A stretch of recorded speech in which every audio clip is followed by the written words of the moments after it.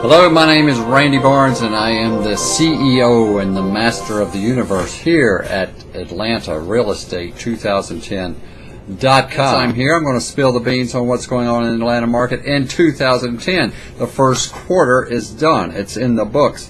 And here's the way it went. I want to share this information that I have with you, which comes from Smart Numbers, a firm that gathers data and reports to our local First MLS service, of which I am a subscriber. January.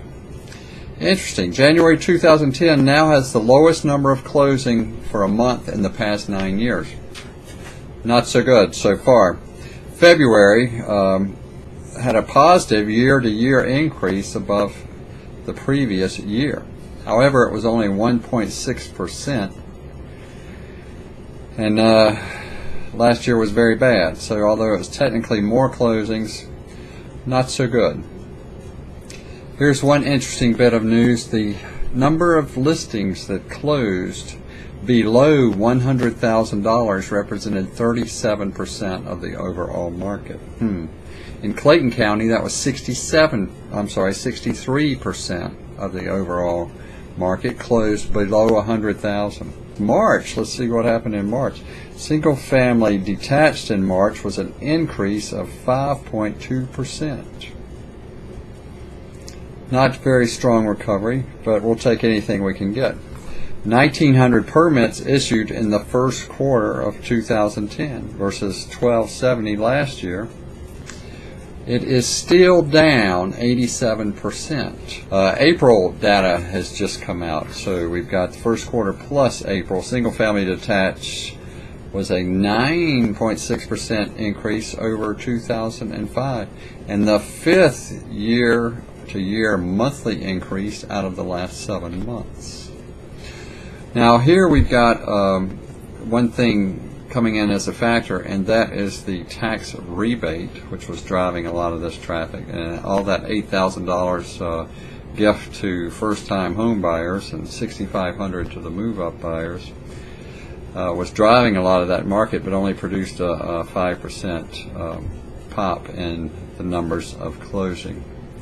2010's average still about 25% below 2007's average.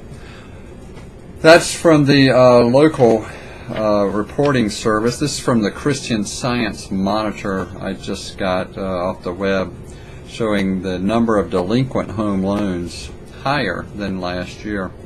The top 10 states with the most delinquencies, guess who's on the list? Of course, Georgia is in there, along with Florida, Nevada, Arizona, Mississippi, California, New Jersey, Georgia, Illinois, Ohio, and Indiana.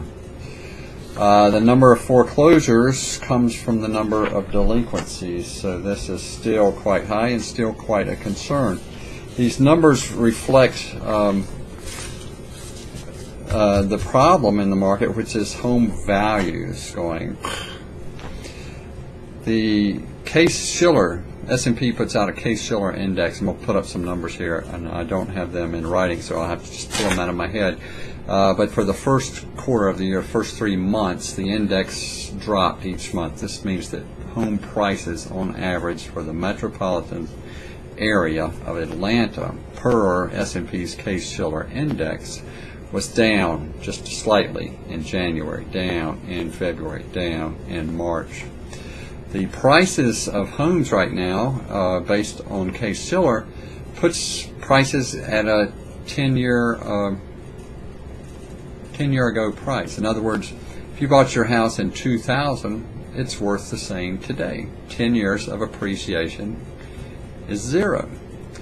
The only good part of that is if you bought it in 2001, 2, 3, 4, 5, 6, 7, 8, or 9, you're likely underwater. You might not be underwater on your mortgage, but your home value is probably less than you paid for it. On average, 25% less than the peak of the market back in 2007. Where's the good news in all this? Well, I don't know. The tax rebate just ended at the end of April. There is still a lot of closing and transactions to be worked out, closing through the end of June, which will take probably the numbers up some. This tax rebate was a mighty big bonus to a lot of people.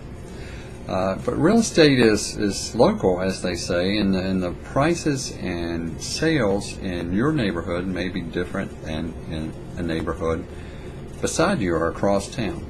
If you're looking at real estate in Alpharetta or Avondale Estates or Ackworth, lots of A names, you might find very different experiences. In general, I'll tell you this, all the agents I know are quite slow. The hot segment of the market is in short sales. There's a lot of short sale information. There's a lot more misinformation. Short sales, if you are a buyer, I would not go near it. If you are having to move and don't want your closing to blow up. As a buyer, it matters if you're going to live in the house or not. If you're not going to live in the house, you're looking at an investor, go ahead. If your closing blows up, who cares? But if you're going to be living in a property as your primary residence and you have a short sale which blows up or gets delayed, you might be stuck in a bad situation. Be particularly careful if you are a buyer looking at short sale properties. You need to deal only with an experienced agent with a lot of short sale experience and a lot of knowledge. We can connect you with those people. I am not one of them. I wouldn't go near it. I wouldn't touch it with a 10-foot pole. I wouldn't look at a short sale property, and I don't want to deal with a short sale seller.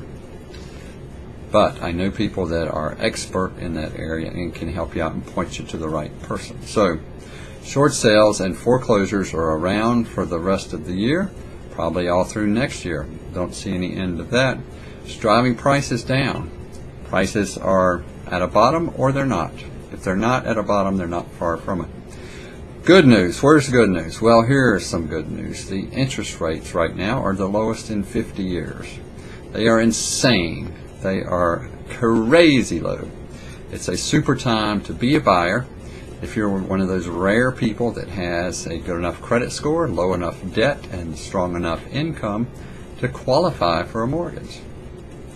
Down payments. Well, the 100% financing is long gone, but there are still some ways to do it. There's a way to do it through HUD properties. If you're going to buy and live in a HUD-owned foreclosure, you can do it with $100 down.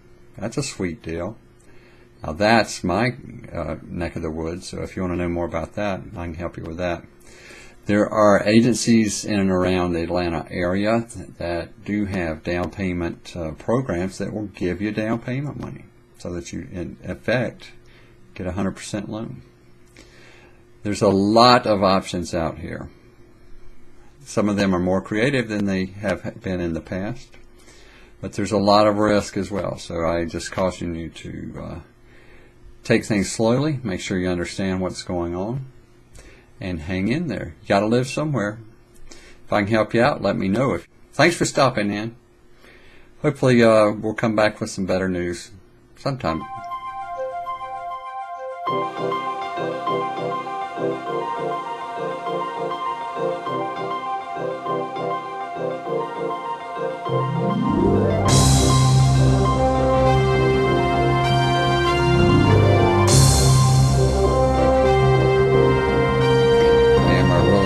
Licensee, associate broker, licensed with Solid Church Realty, Georgia. And this is not from that company, my broker. I'm an independent contractor doing this on my own. If you have an interest in developing and owning and buying this site, you get the year 2010, 11, 12, 13, 14, 15.